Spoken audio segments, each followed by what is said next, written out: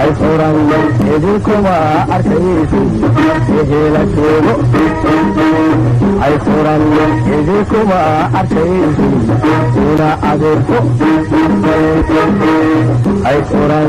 idinkuma gabadhaan xilka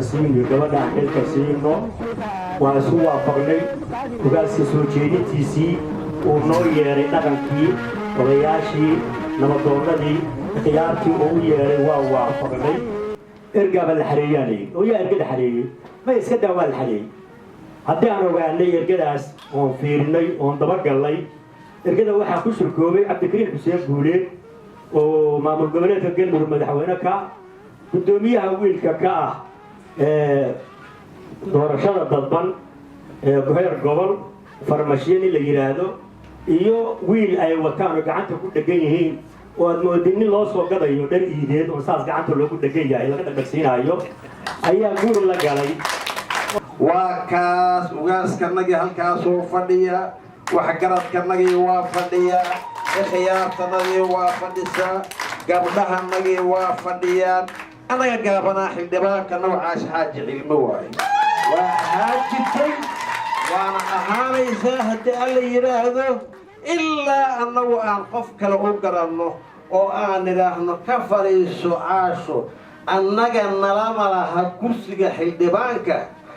cabdikariin xuseen guuleed nalama laha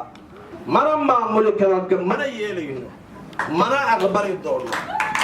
waxaan idinka mahad celinayaa mar iyo laba iyo mahad ka badan idinkaga mahad celinayaa inaad taageerteen hawshii aad noo dirteen aniga iyo dad kala badan oo aan soo qabannay gabadha kursigeedii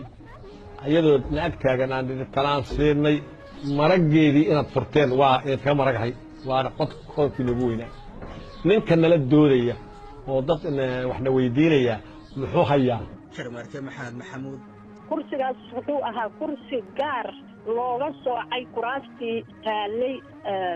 dowlad goboleedka galmudug wuxuuna noqday kursi arrintiisu soomaaliya oo dhan ay shaac ka noqotay culays gaar ahaa kursiga la saaray ayadoo aniga layga dhex arkahayo waxaana gaar ahaan kursigaas dagaal aan qarsoodi lahayn ku hayay guddoomiyaha guddiga doorashada galmudug iyo madaxweynaha galmudug cabdikariin sida ku xusan oy marag u tahay warqadii uu ugu jawaabay safiirka Mareykanka Soomaaliya u fadhiya bisha 18 warqadii uu soo qoray jawaabtii cabdikariin ka bixiyay oo uu uga hadlay arrinta ku saabsan kursigaas qofkii akhriya wuxuu garanayaa qofka aniga kursiga igu haystaa inuu cabdikariin yahay anigana la ii sameeyay shuruudo aan xildhibaanada kale lagu xirin وآمنوا ثم أدعوا سبيلي أديجا لقابلوا والأولها رنتا السجديسة أيا لذا غبا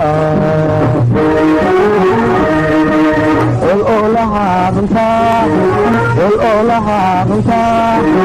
السجديسة أيا لذا غبا anigu doorasho Soomaaliya intii ka dhacday shir ilaa carta waxaan ahaa dadkii shir gudoonka ahaa oo dawladnimo Soomaaliyeed inay u hunkanto dadkii alla ku galaday baan ahaa oo Soomaaliya laga bixiyo gacmihii dagaal oogayaasha dawladnimo loo gudbo waxaan macna ii sameynayaan maanta in doorasho laga hadlayo macna ii sameynaysaa Soomaaliya meel fog baan ka keenay wallaahi meel fog baan ka keenay mana ogolaan doono cidii isku dayda in dana ayagu ay leedahay dib ugu celiso annaguna ma noqon doono cid ay ku sababsadaan inay ummadda khalkhal iyo nabadgelyo la'aan iyo deganaansho la'aan la geliyo